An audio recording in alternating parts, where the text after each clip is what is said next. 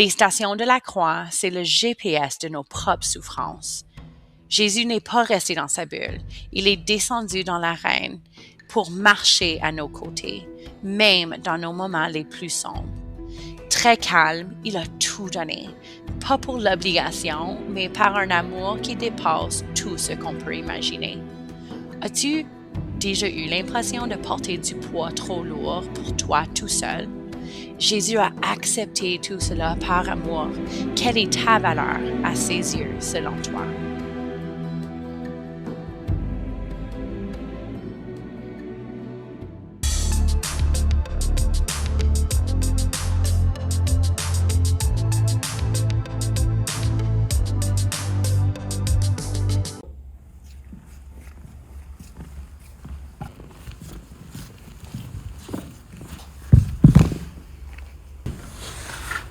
Jésus de Nazareth, accusé d'avoir défié nos lois, troublé le peuple et s'être fait égal à Dieu.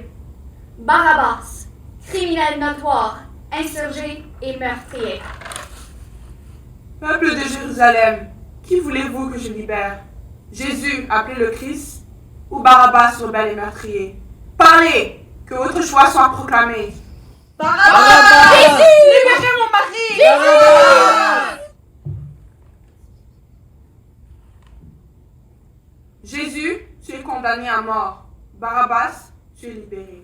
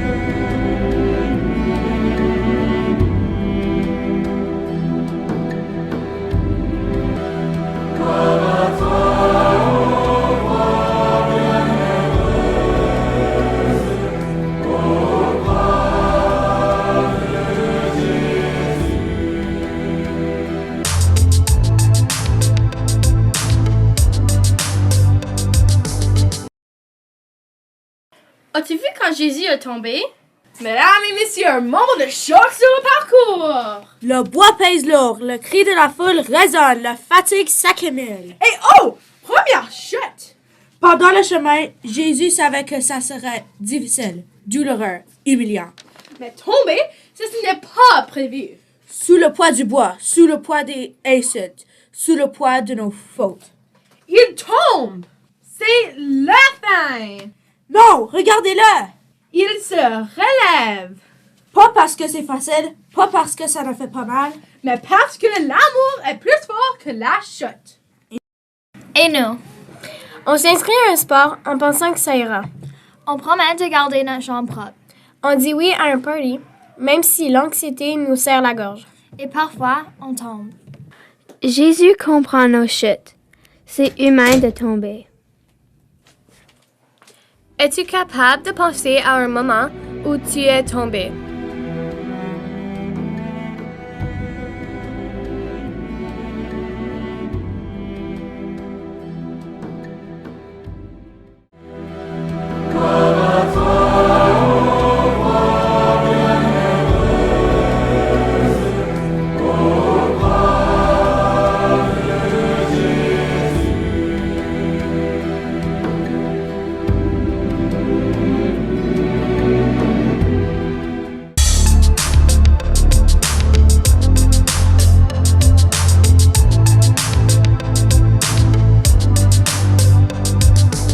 Aujourd'hui encore, Jésus marche. Sa croix n'est pas seulement en bois. Elle est faite de nos mots blessants, de nos silences, de nos indifférences. Tu es nul. Ignore-le. Personne ne t'aime. Ce n'est pas ton problème. Mon cher enfant, je ne peux pas t'enlever ta croix, mais je refuse de te laisser la porter tout seul. Dans ton regard, je trouve encore la force d'aimer.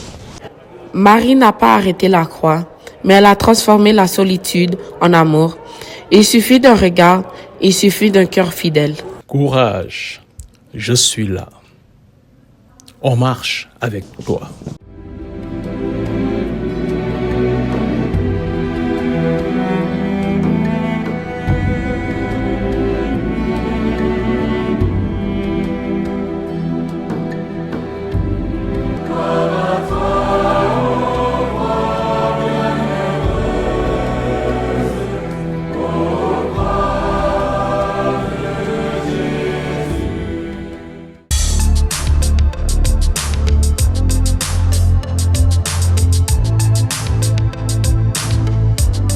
Yo, est-ce que tu te souviens de quand un homme a aidé Jésus à porter sa croix? Ouais, je pense que tu parles de Simon de Cyrène. Oui. En gros, le gars, il connaissait même pas Jésus. Mais c'est les soldats qui l'ont interpellé et le réquisitionnaire lui a demandé de porter la croix de Jésus. Donc il revenait tout juste des champs. Je te dis, frère, Simon vient d'Afrique. Pour plusieurs personnes, c'était un païen, un étranger, quelqu'un de très loin. Yeah. Et l'histoire de Jésus n'était pas la sienne. Mais il a quand même accepté de porter ce lourd fardeau. Je te jure. En fait, beaucoup pensent que ce qu'il a fait, c'est juste pas si important que ça. Mais c'est vraiment quelque chose de triste, immense. Oui. On aidera Jésus à porter la croix et c'est vraiment quelque chose de très important. Et il partage l'image de Dieu comme ça. Ouais. Aujourd'hui encore, il y a des Simons. Des gens qui aident, qui soutiennent, même quand la vie devient l'autre. Est-ce que j'aurais accepté d'aider comme Simon? Et moi, qu'est-ce que je fais pour aider les autres qui sont dans le besoin?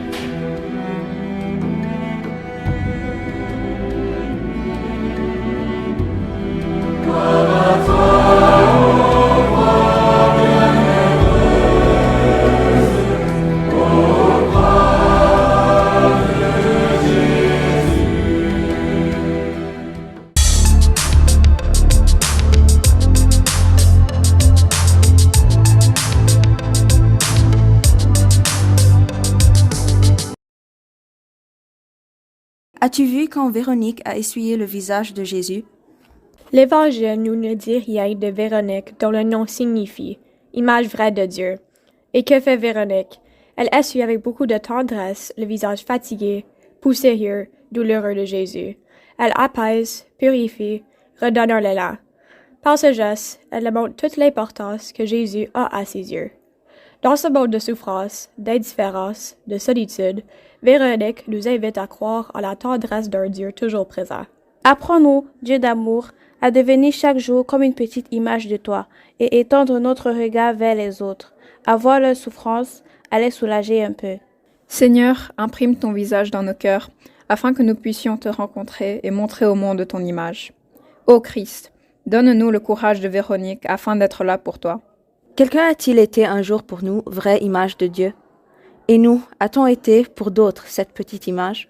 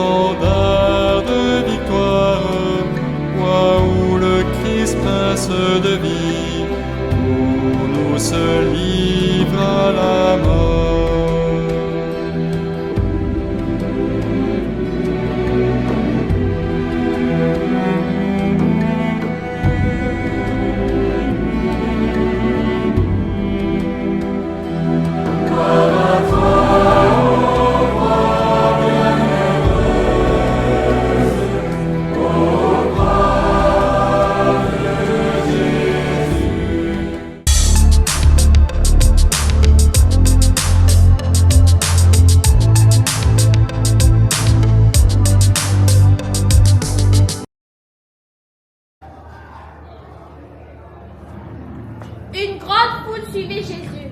Parmi eux, des femmes se frappaient la poitrine et se lamentaient sur lui. Tue-le! Pourquoi lui font-ils cela? Il a fait tellement de bien, il a aimé, il a pardonné. Femme de Jérusalem, ne pleurez pas sur moi, mais pleurez plutôt sur vous et vos enfants. Même dans sa souffrance, Jésus ne pensait pas à lui. Il pensait aux autres. Il consolait celles qui pleuraient. Comment peux-tu encore nous consoler alors que tu souffres? L'amour est plus fort que la souffrance. Dans cette situation, Jésus nous montre que même dans la douleur, nous pouvons penser aux autres. Il transforme la souffrance en amour. Il nous apprend la compassion.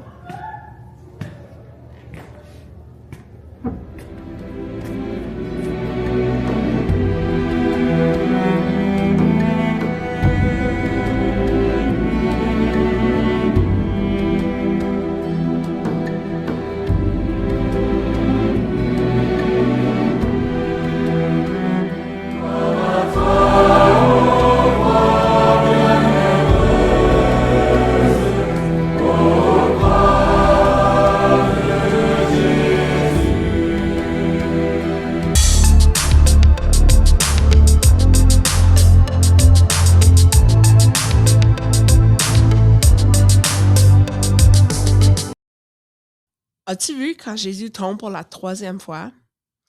Cette fois-là, ce n'est plus seulement le poids de la croix qui l'écrase, c'est l'épuisement. C'est la douleur qui traverse chaque muscle. C'est le souffle court, les genoux qui frappent la poussière. Autour de lui, certains regardent sans comprendre, d'autres détournent les yeux.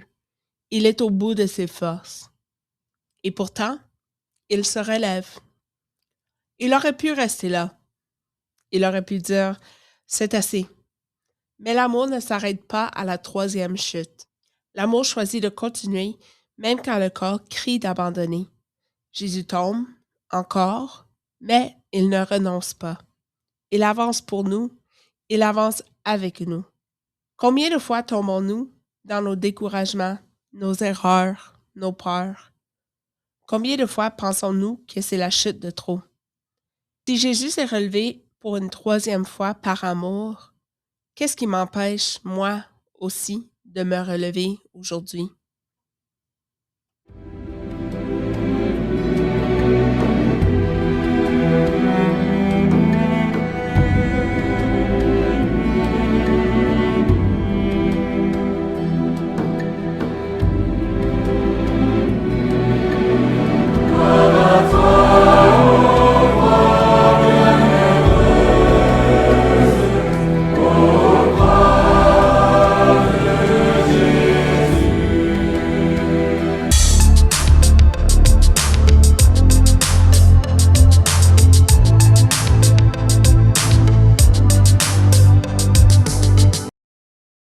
Avez-vous vu quand Jésus a été dépouillé de ses vêtements? Qu'est-ce qu'il a pu sentir à ce moment-là? Réfléchissons un moment à ce que les vêtements signifient pour nous. Pour moi, les vêtements représentent qui tu es à l'intérieur, pas juste à l'extérieur. Pour moi, les vêtements représentent mon identité et ma personnalité. Mes vêtements représentent que j'appartiens à un groupe. Pour moi, mes vêtements signifient ma dignité et ma confiance en moi. Alors pour moi, mes vêtements représentent ma pudeur et mon expression personnelle. Mes vêtements me servent à éviter le rejet ou le jugement. Mes vêtements me servent à exprimer mes émotions. J'aime mettre des couleurs sombres pour être discrète.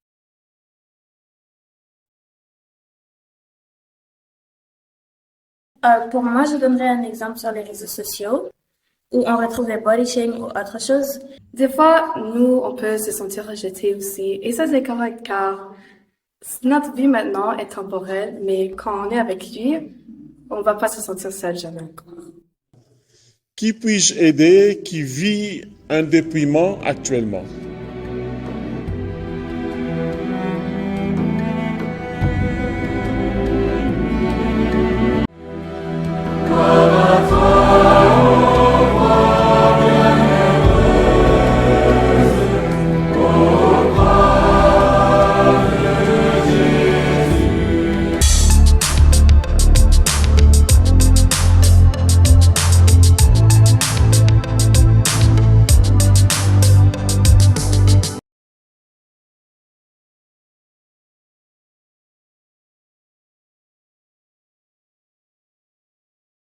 As-tu vu qu'ils ont attaché Jésus sur la croix? Oui, on va le voir dans le film maintenant. Tu vas voir, ils vont clouer ses mains et ses pieds, il ne pourra plus bouger. C'est difficile à regarder. On voit toute la violence, mais aussi tout l'amour de Jésus.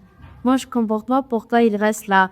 Il pourrait se défendre. Ils ont attaché son corps, mais il ne peut pas attacher son cœur. Jésus est libre d'aimer, même dans la souffrance. Libre, même sur une croix? Oui, la vraie liberté, ce n'est pas seulement faire ce qu'on veut, c'est choisir l'amour quand c'est difficile. Aujourd'hui aussi, il y a les gens qui se sentent attachés par la vie, par appel et la ceinture de justice. Alors, la question pour nous aujourd'hui, c'est peut-être: dans ma vie, comment est-ce que je peux choisir l'amour même quand ce n'est pas facile?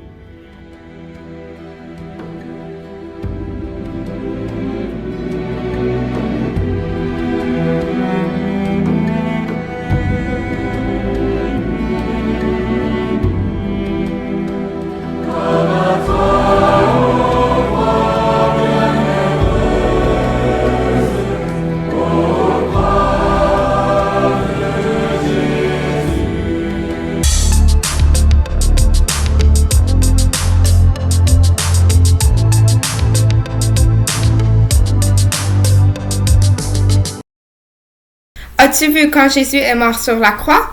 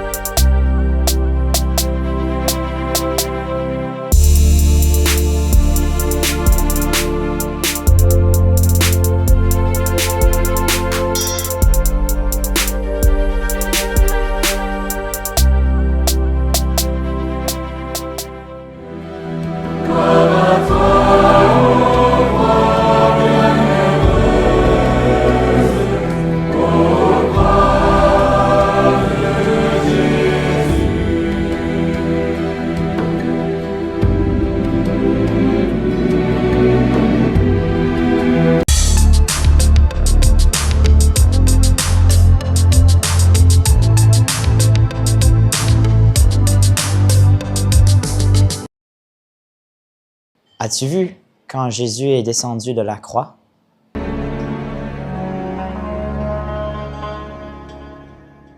Comme Marie qui souffre avec Jésus dans ses bras, beaucoup parmi vous savent ce que c'est que de porter une douleur que les autres ne voient pas. L'anxiété, les difficultés familiales, une relation blessée, la honte et même peut-être le désespoir. Mais Dieu vous dit, je n'ai pas fini. Ce qui semble mort dans votre vie n'est pas hors de portée de Dieu. Le même amour qui relèvera Jésus le matin de Pâques est déjà à l'œuvre dans votre vie. Vous n'êtes pas seul dans votre souffrance. Vos blessures comptent pour Dieu et n'auront pas le dernier mot.